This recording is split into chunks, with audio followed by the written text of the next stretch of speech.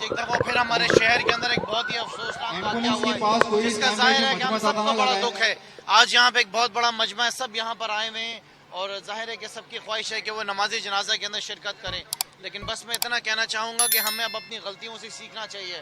یہ جو غلطیاں بار بار ہو رہی ہیں جس کی وجہ سے قیمتی جانے جا رہی ہیں, یہ نہیں ہونا چاہیے, یہ ٹھیک نہیں ہے, یہ مناسب نہیں ہے. وہ غلطیاں کیا ہیں؟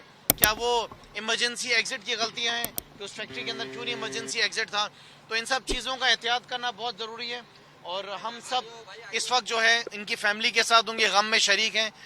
وزیر اعظم عمران خان صاحب, ان کو اس بات کا بہت شدید غم ہے کہ جو کچھ آج اس فیکٹری کے اندر ہوا ہے, جس طرح بیچارے وہ جل کر راکھ ہو گئے. کیا مزدور بیچارے, آپ اندازہ لگائیں کہ یہاں سے وہ سفر ان کا جو تھا میران ٹاؤن کا, وہ کتنا لمبا سفر تھا, کتنا دور وہ مزدور جاتے تھے اور جا کے اپنے روزگار کے لیے اپنا وقت وہاں گزارتے تھے. اور جو کچھ ہوا اس کا ظاہر ہم سب کو دکھ ہے, ہم ان کی فیملی کے ساتھ دکھ میں شریک ہیں.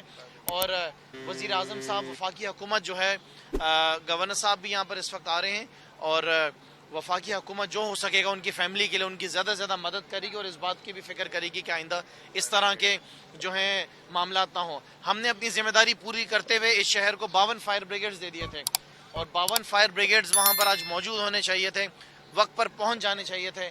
مجھے اس بات کا علم نہیں, جب یہ تحقیقات ہوگی تو تحقیقات کے بعد ہی معلوم چلے گا کہ اتنا بڑا واقعہ کیسے ہو گیا. لیکن یہ بہت زیادہ ضروری ہے کہ اب ہمیں سمجھ لینا چاہیے کہ کچھ غلطیاں ایسی ہیں جو بہت بڑی غلطیاں ہو رہی ہیں, جس کی وجہ سے ایسی قیمتی جانیں جو ہیں وہ بار بار جا رہی ہیں.